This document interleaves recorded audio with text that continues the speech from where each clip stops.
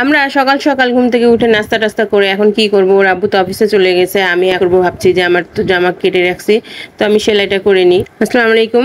এই তো ছেলেটা তো স্কুলে চলে গেছে, আর জারিফ হচ্ছে এখনো ঘুম থেকে উঠেনি, একটু দেরি করে ওঠে, তো এখন হচ্ছে প্রায় বাজে সকাল 9টা। তো এখন আমি কি করব, আমি সেলাইটা করে নিচ্ছি। এর জন্য আমি যখন সেলাই করি টি টেবিলের উপর মেশিনটা বসিয়ে নেই। এই দেখেন আমার পায়ে হচ্ছে এভাবে চাপ দিলেই চলে যায়, মেশিনটাতে কাজ হতে শুরু করে। আমার মেশিনটা পায়ে চালিত মেশিন ছিল আগে, মোটর লাগানোর পরে এই যে আমি পা দিয়ে চাপ দিলেই মেশিনটা কাজ করতে শুরু করে, এই যে কারেন্টে চলে এটা। সেলাই করতে করতে মাঝখানে মনে হলো যে কাঁঠাল আছে, একটু মুড়ি দিয়ে কাঁঠাল খেয়ে নিই, এই যে মুড়ি দিয়ে কাঁঠাল খাচ্ছি। আর আমার ছেলেটা এখনো ঘুম থেকে উঠেনি, তাকে ডেকে ডেকে উঠাতে পারছি না। তারপরে কোনো মতে উঠালাম, দেখেন এই যে একধার সে তাকিয়ে আছে, আর হচ্ছে আমরা বলছি ওরে বাপরে কত বড় করে তাকাচ্ছে রে, এভাবে ওকে রাগাচ্ছিলাম, আর হচ্ছে ওই একটু হেসে দিয়েছে। তারপরে ছেলেটাকে খাওয়িয়ে দাওয়িয়ে তারপরে রান্না করতে চলে এসেছি। এখন রান্নার সময় শেষ দাঁড়াচ্ছে যে আমি হরলিক্স খাবো, হরলিক্স খাবো, তো আবার এই রান্না বান্না থুয়ে আমি তাকে হরলিক্স বানিয়ে দিচ্ছি।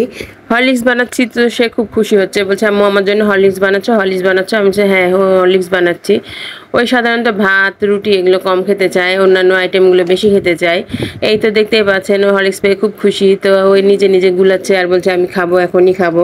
নিজে নিজে খাচ্ছে আর বলছে যে আম্মু খুব মজা খুব মজা, এভাবে বলছিল। হরলিক্স খাচ্ছিল আর আমি এইদিকে হচ্ছে আবার রান্না বান্না চাপিয়ে দিয়েছি। এই যে দেখতে পাচ্ছেন আজকে পুঁই শাক মিষ্টি কুমড়া রান্না করব। তো পুঁই শাক দিয়ে মিষ্টি কুমড়া খেতে আসলে অনেক মজা লাগে।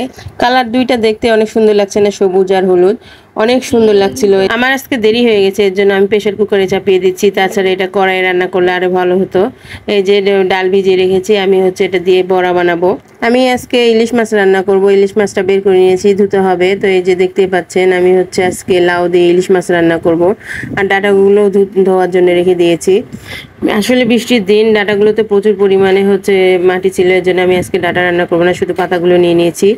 এই তো আমি রান্না বান্না করতে চলে এসেছি, তারপরে রান্না বান্না অর্ধেক প্রায় শেষ। এখন আমি ডালটাও বেটে নিয়েছি, এখন ডালের বড়া বানাবো। আমরা একটু ধনেপাতা বেশি পছন্দ করি, এর জন্য হচ্ছে আমরা সবকিছুতে ধনেপাতা দেওয়ার চেষ্টা করি, ডালের বড়াতে দিলে আরো মজা লাগে, এর জন্য আমি ধনেপাতা দিয়েছিলাম। এই যে দেখতেই পাচ্ছেন যে আমি ভেজে নিচ্ছি। এই সময় আমি এই তো ধীরে ধীরে আমি বড়াগুলো ভেজে নিচ্ছি, এই যে উল্টিয়ে দিলাম, আমি এভাবে উল্টিয়ে থাকি।